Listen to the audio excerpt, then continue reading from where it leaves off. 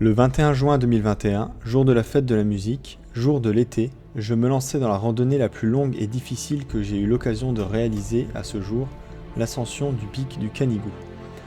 Les différents chemins que j'ai pu repérer avant mon départ et les durées annoncées me laissaient penser que je pouvais partir très tôt le matin et rentrer le soir même. Mais ça n'a pas du tout été le cas en me renseignant un peu plus en détail. J'ai donc dû trouver au dernier moment une tente et un sac de couchage que j'ai pu emprunter par chance. Une tente 2 secondes Quechua et un sac de couchage prévu pour 15 degrés. Autant dire du matériel absolument pas adapté à ce que je m'apprêtais à vivre, mais ça, je ne m'en doutais pas encore. J'ai commencé mon trajet au col de Mieres, à environ 840 mètres d'altitude. Après une montée très difficile en zigzag et un dénivelé jamais vu avant ce jour, je me retrouve au col des Voltes, qui annonce une montée plus tranquille et plus à découvert pour profiter des paysages. Bonjour, je suis en route pour le pic du Canigou, situé à 2000 beaucoup de mètres. Ça fait 2 km que je marche, peut-être un petit peu plus.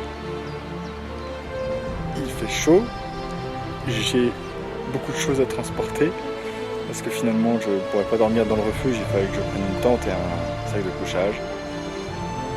Et la vue est déjà magnifique. Et moi je marche sur des petits sentiers comme ça. C'est agréable. Parfois il y a de l'ombre. Je pense que ça va pas durer parce que plus on monte, moins il y a d'arbres au bout d'un moment. Pour l'instant ça va. J'ai à boire, j'ai à manger, tout va bien. Je suis parti vers 11h et il est 25. Je pense que vers 13h30 je m'arrêterai pour manger. Tant qu'il y a encore des arbres, je m'arrêterai et je mangerai un bout. Et je reprendrai la route ensuite.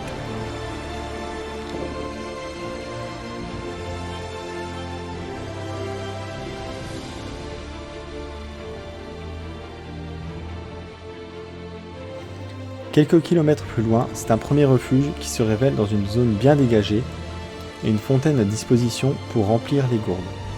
C'est là que je m'aperçois que j'ai très peu bu, même pas 1 litre d'eau alors qu'il fait vraiment chaud. Par chance, je fais bien attention à renvoyer l'eau à chaque fois dans la poche pour ne pas qu'elle se réchauffe au soleil. Et elle est toujours bien fraîche. Je me force donc à boire plus souvent pour le reste du trajet. Me voilà à nouveau, tel que vous me voyez. J'en ai chié, vraiment. J'ai eu beaucoup de mal, toute la montée jusqu'au col. Oh, j'ai oublié le nom. Vous avez vu les photos juste avant.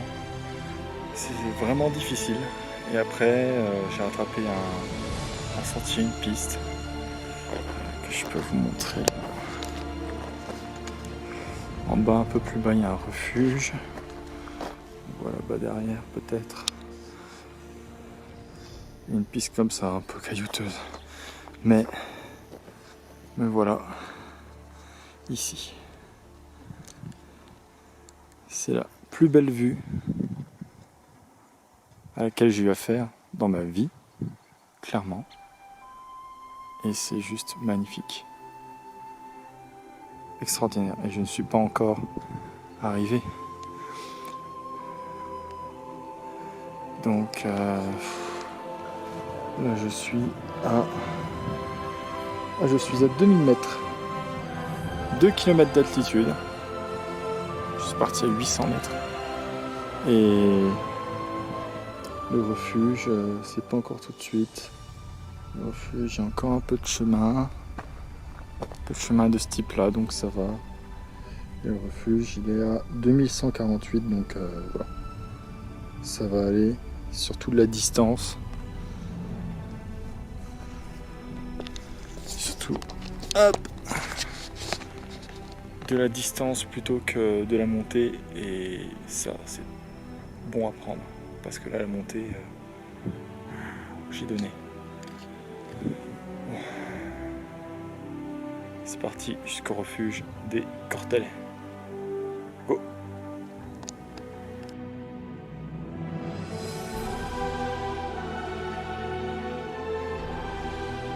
Arrivé au refuge des Cortalais, je me repose quelques instants, je lance plusieurs fois le bâton à mon nouveau pote, j'installe la tente et profite de la vue sur la Méditerranée et Perpignan au loin.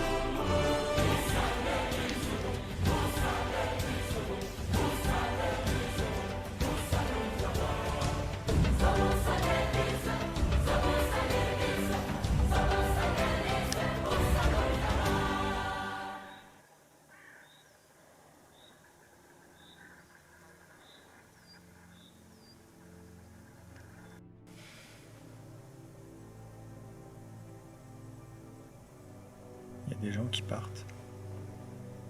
Je ne sais pas s'ils vont chercher un emplacement de tente ailleurs. En tout cas, ils partent. 20h14. Et pour une heure et demie de montée, peut-être qu'ils vont bivouaquer en haut, mais chaud. Chaud. Donc voilà, je suis dans la tente. Je me suis changé, j'ai mangé, j'ai bu une bière.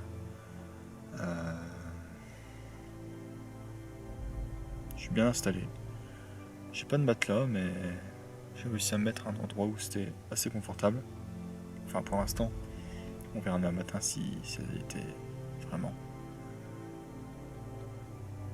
J'espère que je vais passer une bonne nuit sans bordel au refuge parce que je suis pas loin. Ça devrait bien se passer. La vue demain matin va être superbe. Et si je me lève assez tôt, j'aurai le droit à un beau lever de soleil. Bonne nuit et à demain.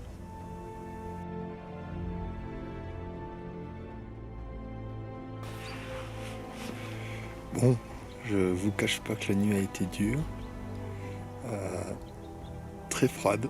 Je m'attendais pas à ça. En même temps, c'est la première nuit que je passe en montagne. J'ai dormi comme ça. Non, sans la casquette.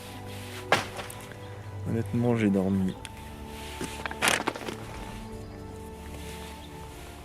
comme ça. Parce que je me suis couché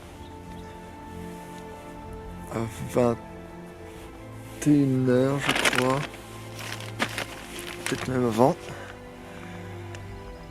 Et il y avait trop de lumière pour dormir. Donc je me suis couché comme ça.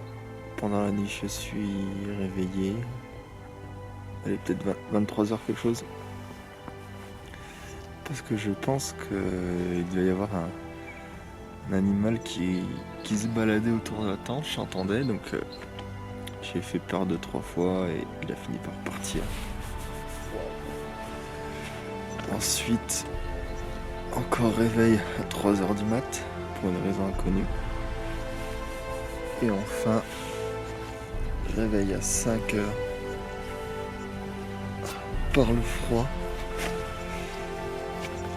J'avais mis des chaussettes courtes pour la nuit, mais finalement j'ai remis mes grosses chaussettes que j'ai bien fait de prendre. Et tout ça ça valait le coup. Puisqu'à mon réveil, bon, c'était pas aussi ensoleillé que là. Hein. Je vais te une photo, mais ma vue, clairement, c'est ça. Et je dois monter là-bas ce matin. Donc, clairement les sacrifices, ils valent le coup à 100%. Là, le soleil est arrivé, ça fait beaucoup de bien. Le lever de soleil, splendide.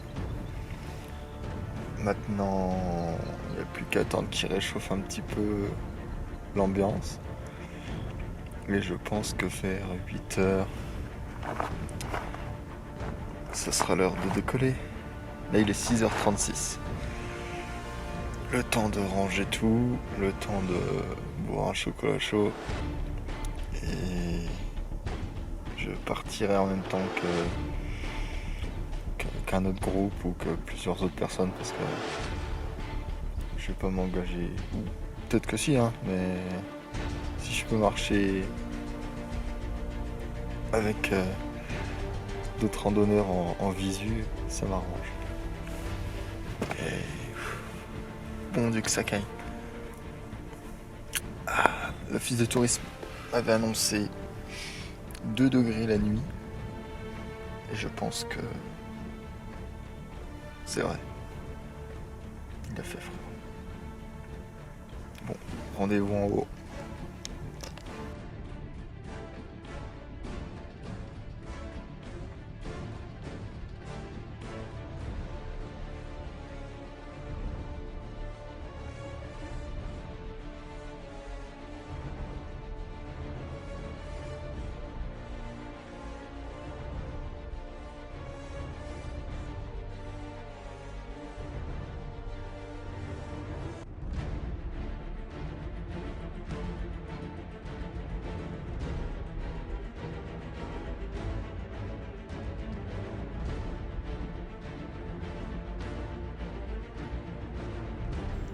Après avoir profité du lever de soleil et bu un bon chocolat chaud, je me mets en route pour le pic du Canigou. Quelques centaines de mètres après le départ, je rejoins un couple d'une 60aine d'années qui habite depuis 2 ans à Prades. Ils ont décidé de faire la montée tranquillement à leur rythme. Je reste avec eux jusqu'à la première étape au pic de Joffre.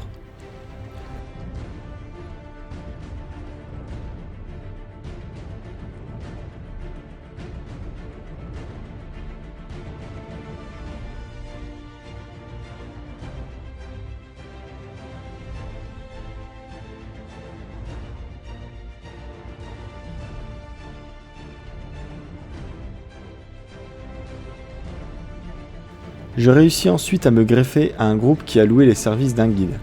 Je les suis de plus ou moins près et ça me permet de ne pas m'arrêter toutes les 2 minutes.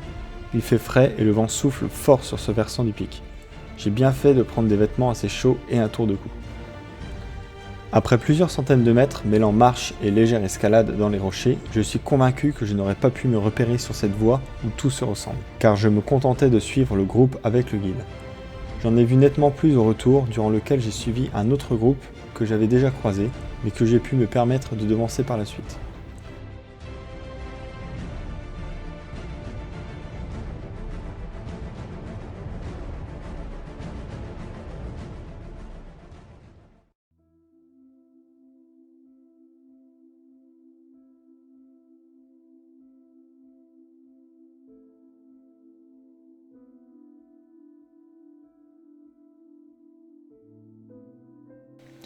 Après un bon repas au refuge, j'ai entamé la descente jusqu'à Fiols, mon point de départ. Une descente sous un ciel nuageux, mais la température était idéale pour marcher. La première partie s'est faite tranquillement. Puis est arrivé le col des Voltes, et cette descente en zigzag qui a fait ressurgir ma douleur au genou et transformé ces quelques kilomètres en vraie torture, m'obligeant parfois à marcher en pas chassé pour soulager mon articulation. Je ne comptais plus le nombre de pauses et transformais chaque virage en objectif à atteindre pour me motiver. La dernière ligne droite a été la pire, et chaque pas provoquait une grosse douleur. C'est alors que s'est arrêté près de moi un Renault Kangoo bleu, sorti de nulle part. Une employée du refuge m'avait repéré de loin avec mon énorme tente rouge. Elle m'a proposé de m'emmener plus bas dans le village qui était sur sa route. Mon point de rendez-vous n'était que 300 mètres plus bas, mais je ne la remercierai jamais assez de m'avoir soulagé de cette distance. Cette randonnée a été la plus longue, la plus haute, la plus difficile jusqu'à maintenant, mais j'ai adoré souffrir, à la montée comme à la descente, pour admirer des paysages magnifiques et préservés. J'ai vraiment l'impression d'avoir mérité le bonheur que j'ai eu d'arriver en haut de ce sommet, et j'ai hâte de me lancer un nouveau défi dans les mois à venir.